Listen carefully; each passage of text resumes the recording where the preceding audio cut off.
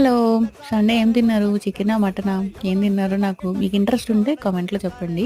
And మేము గూడా బిర్యానీ బడ్జెట్‌లో తిందామని జెప్పేసి ఉలవపాడు ఎళ్ళామనమాట. మాకు పక్కనే. అదేనండి ఉలవపాడు మామిడి పళ్ళు ఫేమస్ కదా! అక్కడే బిర్యానీ గూడా కొద్దో గొప్ప ఫేమస్ అనమాట. ఇలా రోడ్ పక్కనే ఉంటది. మేము ఎళ్ళేటప్పటికి పెద్ద క్యూయే ఉందనమాట.